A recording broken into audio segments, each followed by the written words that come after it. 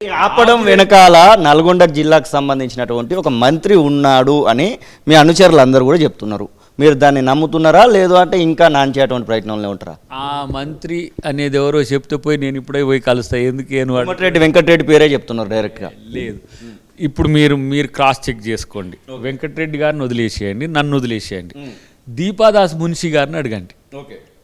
ఆమె అయితే ఇప్పుడు మీరు నేను కలవలేదు కదా. దీపాదాస్ మున్షి గారికి వెంకటరెడ్డి గారు ఏం చెప్పిండ్రో మీరు అడగండి. లీక్ చేయొచ్చు కదా. ఎందుకు నేను చెప్తే ఇప్పుడు వెంకటరెడ్డి గారిని ఏదో నేను ప్రసన్నం చేసుకోవడానికో వారి మీద వ్యతిరేకత కాకుండా చూడడానికో చేసిన ప్రయత్నం కదా. దీపాదాస్ మున్షి గారిని మీరు గాంధీ భవన్కి వచ్చినప్పుడు అడగండి. వెంకటరెడ్డి గారు దయాకర్ని పిలిచి ఏం చెప్పిండు అది నేను చెప్తా, మళ్ళీ మీరు క్రాస్ చెక్ చేసుకోరు. వీరేశం గారు, నేను ఆ రోజు అందరం ఎల్లా హోటల్లో అందరం కూర్చున్నాం. వీరు మురళీధరన్ గారు, అంటే దీపదాస్ మున్షి గారు, మురళీధరన్ గారు, మిగతా పెద్ద నాయకులు అందరూ కూర్చుంటారు. అందరినీ పరిచయం చేసిండు. నేను రేవంత్ రెడ్డి గారితో ఇటు మాట్లాడుతుంటూ ఉన్నా. దాకర్ ఇట్లా రా అని పిలిచిండు. పిలిచి మున్షి గారిని కలువు, వీడు మా తమ్ముడు, మేమిద్దరం పంచాయతీ పెట్టుకున్నాము. సరే సీటు పోయింది, పోయినా కూడా పార్టీ కొరకు పనిచేసిండు. నువ్వు ఫస్ట్ ఈయన మావోని అకామిడేట్ చేయాలి, యూ మస్ట్ గుర్తుపెట్టుకుంటే వెంకటరెడ్డి గారు మీకు తెలుసు కదా, ఆ సందర్భం వచ్చినప్పుడు చూద్దాం మీరు అని అంటే, లేదమ్మా మనోని త్యాగం వల్ల పార్టీ చాలా లాభం జరిగిందని చెప్పి దీపదాస్ మున్షి గారికి చెప్పింది. నేనే ఆశ్చర్యపోయినా. ఆ రోజు తుంగతుర్తి వేదిక మీదనే డైరెక్ట్గా దయాకర్కు మంచి పదవి ఇవ్వాలి అని చెప్పేసి అక్కడనే మాకు సమస్య పరిష్కారం అయింది అనేది నా ఉద్దేశం. ఇంకా అది కాకుండా వీడికి వచ్చినాక అసలు నేను వేరే మాట్లాడుతుంటే పిలిచి మరీ దీపదాస్ మున్షి గారికి చెప్పిండు. ఆ రోజు వారి ఇన్ఛార్జ్ కాదు, ఈరోజు వారి ఇన్ఛార్జ్.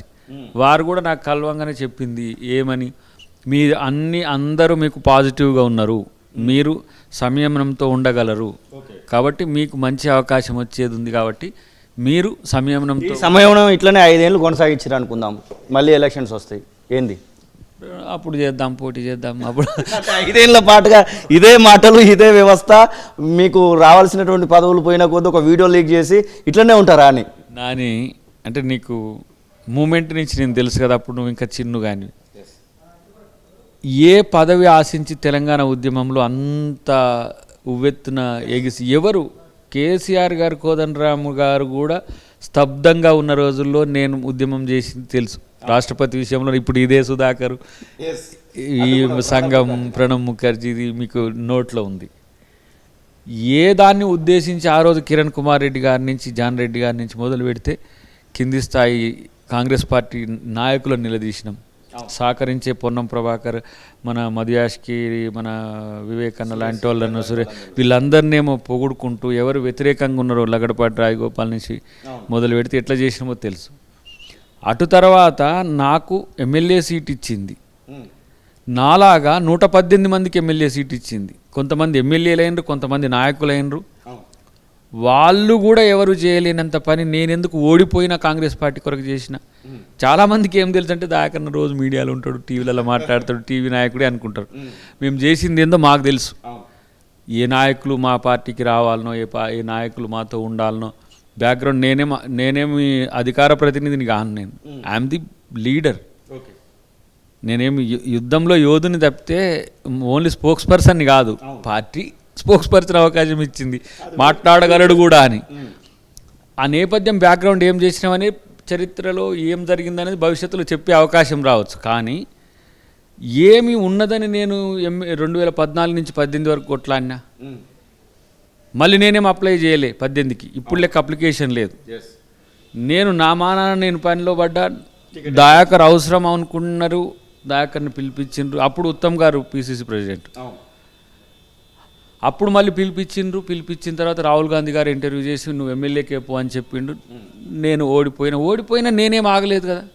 నేను ముద్దాయిని నా నియోజకవర్గంలో. ఎందుకు నేను అక్కడికి పోలేకపోయిన కారణాలు వేరు, దాన్ని సమాధానపూర్వకంగా చెప్పలేను. కానీ ఐఎమ్ ఆల్వేస్ ఫర్ ది పార్టీతో ఉన్న.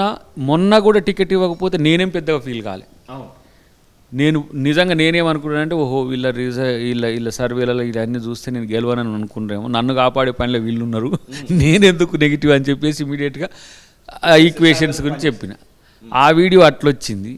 ఇప్పటి ఈక్వేషన్స్లో ఈ వీడియో ఇట్లొచ్చింది, ఏ వీడియో ఎట్లున్నా నేను ఎప్పుడు మిమ్మల్ని వీడియోలో ఉంటూనే ఉన్నా కదా, పార్టీని ప్రొటెక్ట్ 5 years తర్వాత కూడా నేను ఎందుకన్నా అంటే యుద్ధంలో ఎప్పుడు వీరుడెప్పుడు యుద్ధంలో ఉండాలి, నేను ఎప్పుడు ప్రజల్లోనే ఉండాలి, ప్రజల్లో ఉంటాయి ఇక నెక్స్ట్ ఏ ప్రజల్లో అధికారం వచ్చిన తర్వాత ఏ ప్రజలైతే ఏ ఆకాంక్షలు తెలంగాణకు వచ్చిన తర్వాత తెలంగాణ ప్రజల ఆకాంక్షల కొరకు కేసీఆర్తో ఎట్లా కొట్లాడినామో నా ప్రభుత్వంతో ఆ ప్రజల యొక్క కోరికలు నెరవేర్చడానికి నా ప్రభుత్వంతో నేను కొట్లాడుకుంటా. అది కూడా ఒక పాజిటివ్ ఒక మేనర్లో ఎట్లా ఇగో వీళ్ళ సమస్యలు ఇట్లున్నాయి, వీళ్ళ సమస్యలు ఇట్లున్నాయి, ఏది నాకేది రాకపోతే నేనే పార్ట్ అయింది అనుకోను, ఒకవేళ మంత్రిని చేసిరు అనుకో క్యాబినెట్లో ఉండి అడుగుతాం, ఎమ్మెల్సీ అట్లా చేసిండు అనుకో శాసన మండలిలో ఉండి అడుగుతాం, లేదు ఎంపీ ఎట్లా చేసిండు అనుకో ఆ స్థాయిలో అడుగుతాం. ఏడనైనా ప్రశ్నే కదా, ఏడనైనా నేను ప్రజల కోసం ఉండడమే కదా. కాబట్టి 5 సంవత్సరాల వరకు ఆగుతాం అంటే ఏం చేస్తావు, ఇవ్వకపోతే 5 సంవత్సరాల వరకు ఆగి అయినా భవిష్యత్తు చేయాల్సిందే, గెలిపియకపోతే ఆగలేదా?